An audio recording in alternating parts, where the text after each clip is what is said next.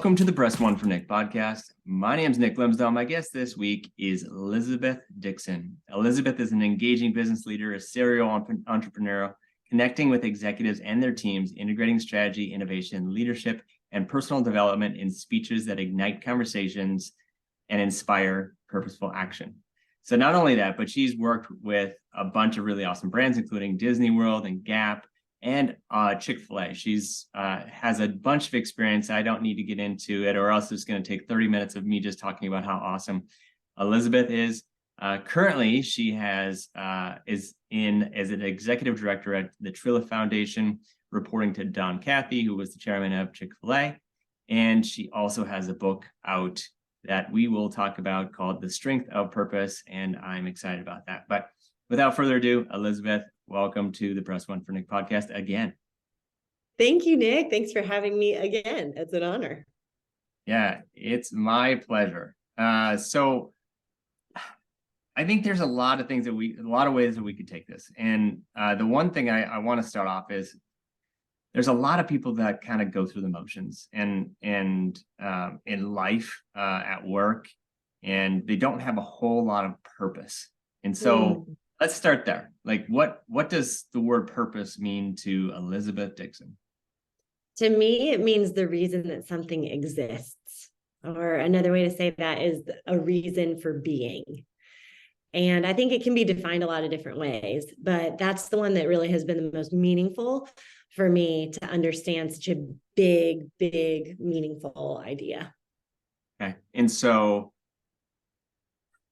when did that become impactful for you? We don't need to get into your purpose quite yet, which I think we can hear later on, but when did you hit this line in the sand and you're like, you know what, I'm just kind of in neutral right now, and I need to figure this out. I need to lean into my purpose and not just doing what everybody else is doing. Yes, I think it was a drifting over time. And after about 15 years being in the working world in a career, I had a moment that really woke me up to the fact that I was defining my purpose in a lot of ways by my work. I wasn't bringing my purpose to my work, and that there was a really big difference between those two. And it sent me on a journey to go, okay, what is my purpose? And then when I know that, how can I bring that fully to the things that I do, regardless of the season or the stage that I'm in? So I love that, but I'm going to dig one layer under that. What is the difference between those two? The two between taking your purpose from your work opposed to bringing your purpose to your work. Right. So a lot of times when we find ourselves in it doesn't even have to be that long, but when we start to confuse our purpose, why we exist, as the thing that we're doing, the job description that we have at that time, the industry that we've been known by, when we extract our purpose from that, we can really get shaken up. And that's what happened for me. And I think it can happen for a lot of us. And it doesn't even have to be a hard situation where it comes. It can even be a retirement where you suddenly go like, wait, who am I? Yeah. Why do I even exist? A lot of times we've been taking our purpose from our work. The opposite of that is knowing our purpose, why we exist. And then we bring that into that season, that stage, that job. We bring it to our work. That difference was huge for me because one, I found myself being identified by my job.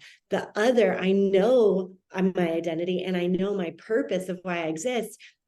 And out of that strength, I can bring that to my job. And it actually makes the work, it makes the team, it makes the organization all healthier because I'm healthier.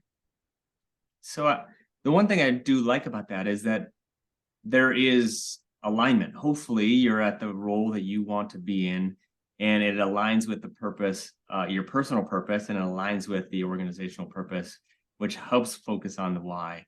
And it gets people fired up to not just come into work, but to thrive inside that work and have the biggest impact possible. And so I love the reason why you need to have purpose, and I get that. But when it comes to having that stronger sense of purpose and how it can change the lives, how does that work inside that individual of taking that next step? What are they missing to go past that autopilot per se? Yes. Well, I like to think about it as the foundation that we build on. Like if we were building a house, that foundation that we're building on needs to be really strong and firm. That foundation that we build on, it determines in our life the strength that we live from. And our purpose is that foundation. And when we build on a strong foundation, a clear sense of purpose, that structure that we build is going to stand through the storms. It's going to stand through the trials and the struggles. But when that's weak, it'll crumble. And what's interesting is that statistics say, and some experts would say this is a very conservative number, that 75% of people say that they cannot articulate their purpose in life. So that only means that 1 in 4 of us are waking up with that strong foundation. We're waking up, charging forward with a sense of purpose. And the opposite of that strong foundation, that shaky foundation, is often walking around without clear direction, where we feel like we're just in autopilot going through the motions, where we get overwhelmed with the number of decisions that are coming our way and we don't feel like we have clarity to make them, and we get decision fatigue really easily, anxiety constantly, and we're wondering, am I making the right decision? Did I make that right decision? Am I going down the right path? All of those things are that shakier foundation. And the opposite of that is being able to be mindful, to have clarity of what we're doing, to able to be truly authentic in who we are. It doesn't mean that there aren't winds and rains and struggles and trials. It just means the foundation that we're building on is allowing us to have strength in how we live from it. So great. So if you don't have the cornerstone, you can't really build the house. You can't have that corner rock to build, and you're like, yeah, but check out these tinted windows that I put on the 3rd story, or these spinner rims that I put on this car. And you're like, yeah, but what about the engine? Like, the engine is what's going to move this thing forward. If not, you're just going to be sitting there with a shiny shell of who you want to be, not necessarily the forward moving momentum.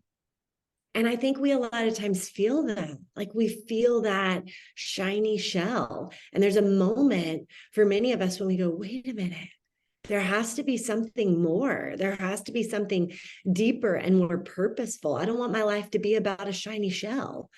And that's when we get to be invited into that bigger story of, yeah, there is purpose, there is meaning in our lives, and we get to be a part of that journey to discovering what that is. So you had this drifting moment, and it brought clarity to the chaos, to the whirlwind. So among those things that stand in the way of kind of finding your purpose, what were the most difficult things for you to overcome in that moment, or those moments?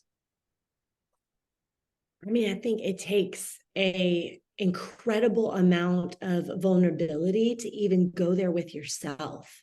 I think some of the big questions, this is what I found, this big question of why do you exist is really overwhelming, because it's such an esoterical big thought. And yet we're putting one foot in front of the other, living out life in the here and now and in this day. How do we take that big idea and make it really practical for us right now? So it takes an incredible amount of vulnerability to go there.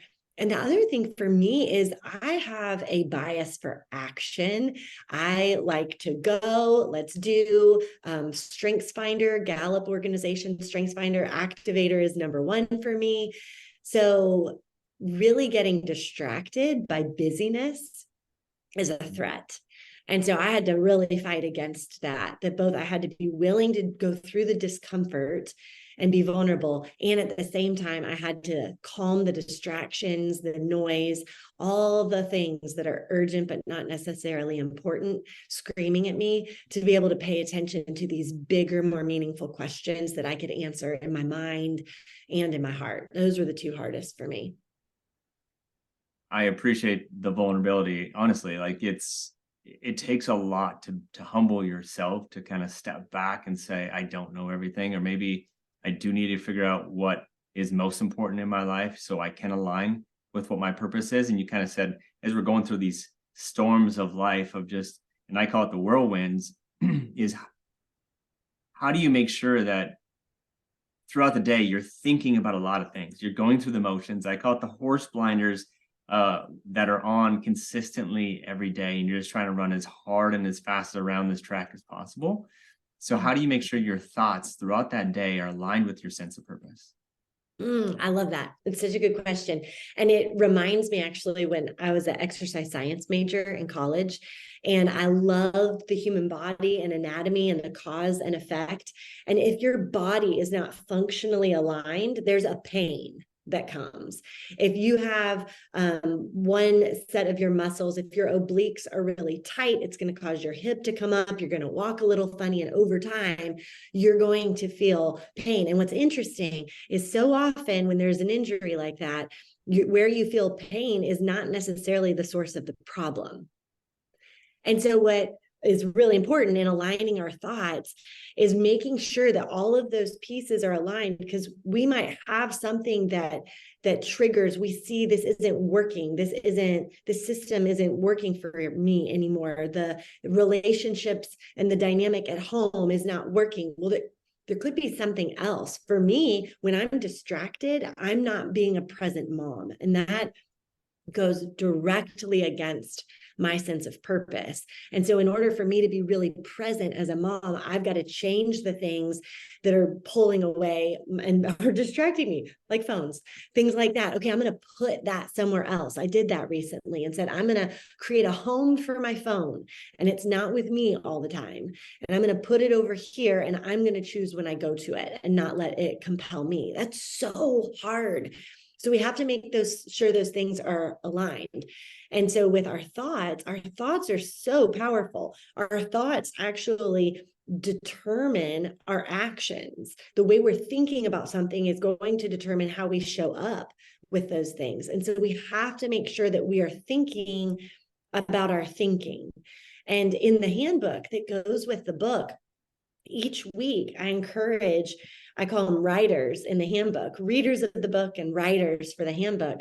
I encourage writers to assess, what are your thoughts and what are your feelings this week? Because often there can be a big disconnect between the things that we're thinking and the things that we're feeling and the things that we're doing. And when we can align all of those together, we're going to be able to live out our purpose. We're going to be able to do the things that are most important to us and not find ourselves disconnected, wanting to be present, but actually being distracted.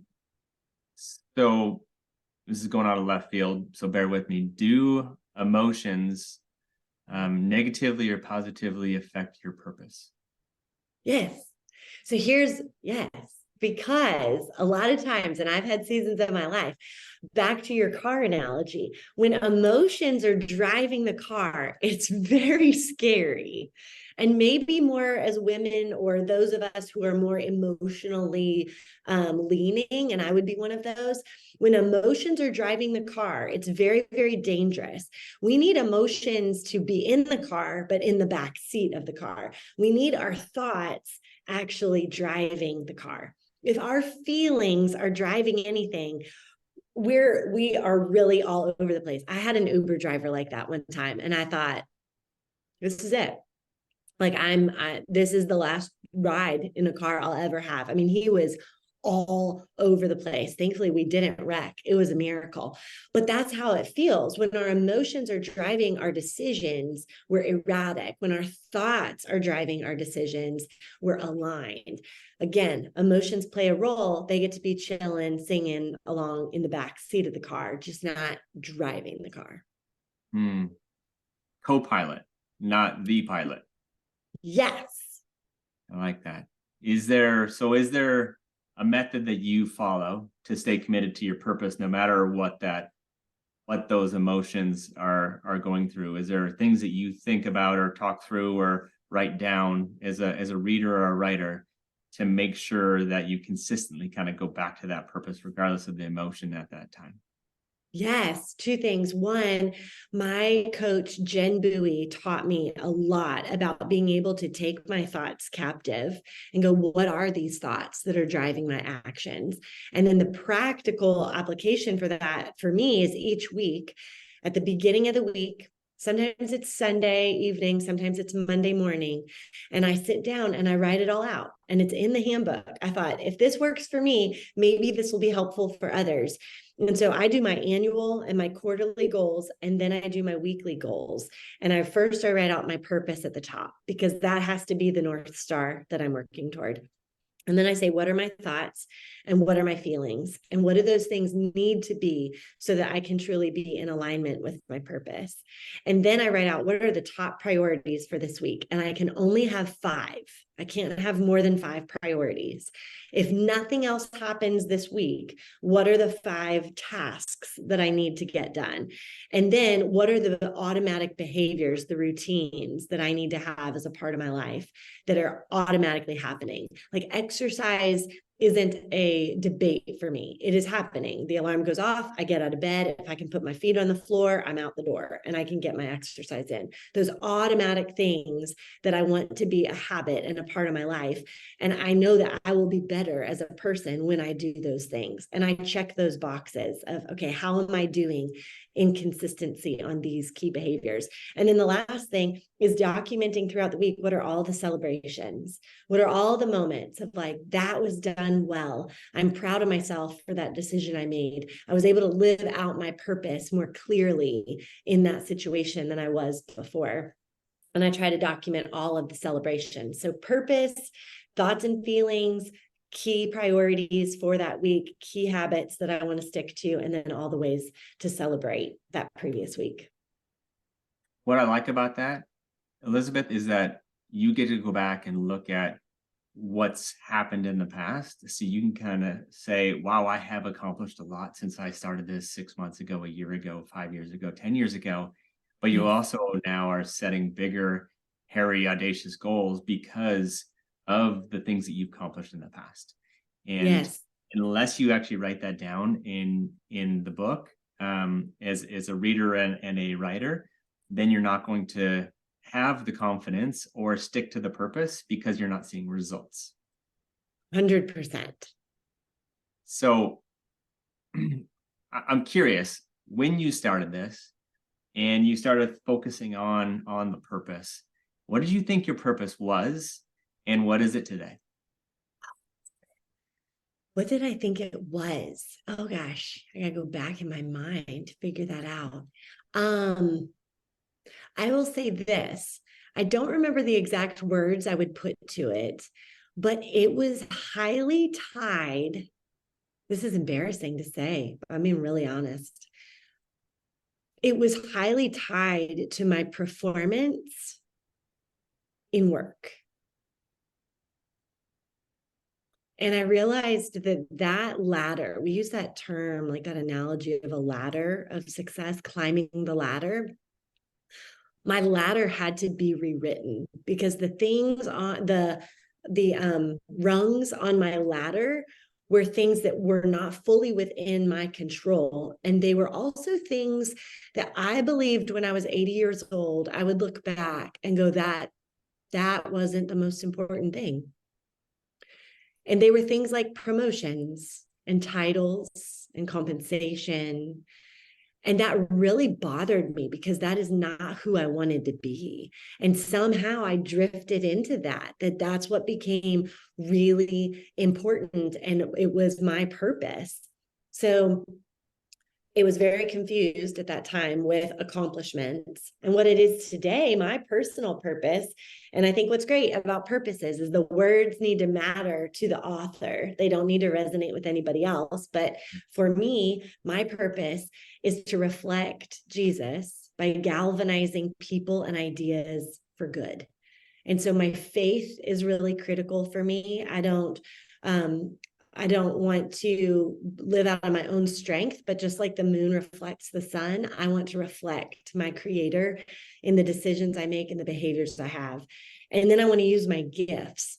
And the entrepreneur in me, the galvanizer, the one that loves to help bring people together to accomplish something that's for good, I want to use that gift as much as possible, because I've been more convicted than ever that oftentimes we diminish the things that we're really good at, our gifts that we've been given, because they're so common to us.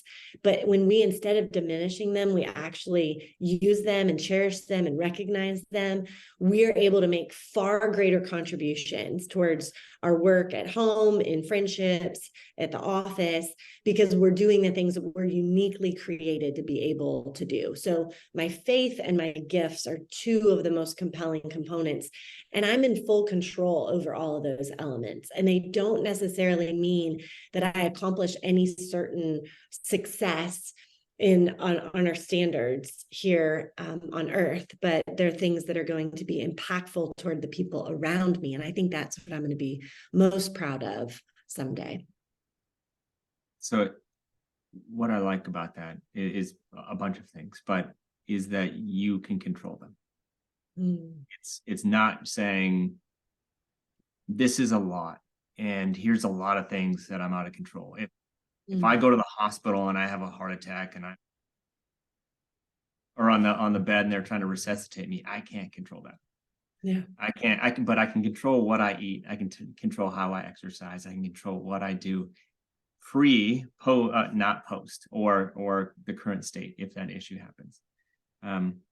I think the same is true with your purpose. And you touched on that. When I'm 80 years old, do I want to look back and am I going to be proud of who I was and not have regret? Like I don't want to be on my deathbed and have regret of the things that I've done or the things that I've said or the way that I acted in life. But you can't really focus on those things if you don't have that cornerstone, if you don't have that ultimate purpose. And so one question I have for you is, what kind of legacy would you like to leave behind? I mean, I think I want to leave behind a legacy of a wife and a mom and a friend who reflected my creator. Sounds so simple, doesn't it? Yeah. And so hard when it comes down to it. Yeah, it's to actually live out what you believe instead of just writing it on paper. If we go back to corporate America, there's way too many people or organizations at corporate America that have the mission, vision, and values up on the wall. Right? And it's on their website, but they actually don't believe it. They actually don't live it. They're not aligned to the outcomes that they're trying to accomplish. It is just focused on the things that they hope that their investors want to hear or to keep the C-suite happy. But if you're not aligned to them, then you shouldn't be in that organization to begin with. And you actually need to live them out consistently to be fired up to whatever you believe and whatever your purpose is. So there's so much to that I can continue to dig into. The one thing that I did hear is you have a webinar coming up on December 5th. Maybe tell my listeners a little bit about that. Yes. So before December 5th, I think we said the cutoff might be November 30th or something like that. Maybe we can create workarounds for that. But for those who buy the book and just send us the little screenshot of the receipt that they purchased the book, we are going to have a special exclusive webinar about crafting our purpose. And not only the importance of it, but a guide to help do that. And again, that's what the book and the handbook do. But we're going to have a powerful conversation with incredible people across the country who are going to dig into this together. It's going to be really fun. The webinar is on December 5th. And then if everyone goes ahead and purchases the book and sends that little screenshot to Chrissy at ElizabethDixonSpeaks.com, then we'll get you that link to join us. It's going to be really meaningful. I was literally just messaging Chrissy back and forth. And so it was Or the Strength of Purpose by November 30th and forward the receipt to her, which is Chrissy, Krissy at ElizabethDixonSpeaks.com. And I'll put not only the book, but also the email to Chrissy, so you can get invited to that exclusive webinar on December 5th. But if you could say one thing, one sentence, two sentences, a minute to my listeners about the importance of purpose, how would you like to leave this conversation? I think it goes back to that 80-year-old self. And when we think about ourselves in that place, when we're looking back on 80 years of living, what are we going to be most proud of? And what do we need to do today to truly live that out? And I think our purpose is central to that. And purpose is proven to help and improve our health. There's actually studies of this that show that individuals who live with a sense of purpose, they live longer, more healthier, with stronger cognitive function. So it's thinking about what is the older version of ourselves going to say? What advice do they give to us? What are they proud of about us? And then when we apply that and live that out, we are actually going to be a healthier, stronger, more well-lived version of ourselves in the future when we do live out of our purpose today. So for those of the people who are fired up and want to learn more, there's this book called The Strength of Purpose. It's a guide to knowing and living your reason for being. Highly recommend it. Go purchase it. Go buy everything that she has, including The Power of Customer Experience. Is also another phenomenal book. And follow her. She has some awesome content, and subscribe to her newsletter. She puts out a newsletter every Friday, Thursday night, something like that. Yeah. So keep an eye on her. She's doing some awesome stuff. She has a lot going on, and maybe even more here coming shortly, which we'll maybe talk about in a third episode. So Elizabeth, it's always a pleasure. Thanks, Nick.